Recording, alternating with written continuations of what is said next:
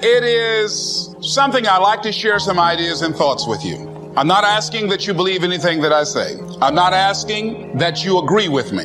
I'm merely asking that you stand on and in the conversation that we'll share with you this evening.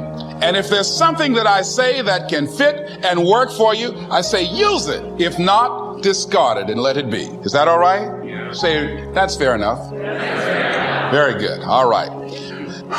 One of the things I have realized, and many of us have, that if you want something out of life, if you want to change yourself, if you want to acquire something, if there's some goal that you want to reach, that is really not easy as some people will make us feel. That living your dream, changing your behaviors, overcoming negative habits, it's challenging. It's hard. That living alone is just very difficult. And once we begin to come to grips with the fact that living is difficult, life is very challenging. I heard a song once by a guy named Dimples called, "If it ain't one thing, it's another." I say to you, if it ain't one thing, it's 12 others. Always something. You will never ever have a problem-free moment in life. Somebody said, and I like this, that you either in a problem or just left one or headed toward one.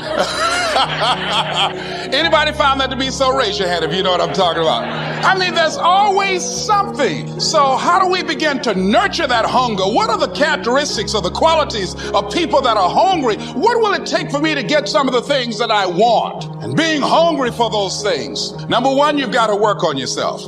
It's very important that you engage in an ongoing process to develop you. Spend more time on yourself than what you've been spending. It's very important. You owe that to yourself. I was reading a book by Ark Mandino called The University of Success. Read one line, gave me a chill. I didn't have to read anything else in the book. He said, many of us never realize our greatness because we become sidetracked by secondary activity. We spread ourselves too thin. Don't know how to say no. And we find ourselves doing all kinds of things and never ever have time to do those things that we need to do to work on ourselves. And then there goes a second, there goes another second, there goes another second, and we can't stop and hold time. And before you know it, you wake up one day and you're behind on your dreams and your bills. So decide that you're going to take some time to work on you, that you deserve that from yourself, that your life deserves some prime time because you are creating your own production. As Michael Todd would say, you are the star of your show. You are the director. You're writing the script, and you will determine whether your life is a smash office hit or flop. You determine that. Working on yourself, talking to yourself. That's so very important. Overcoming the negative conversation, that inner dialogue that's going on all the time.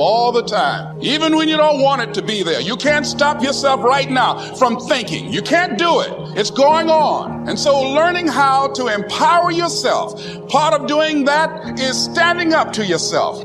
You've got to stand up inside yourself sometimes and say, shut up.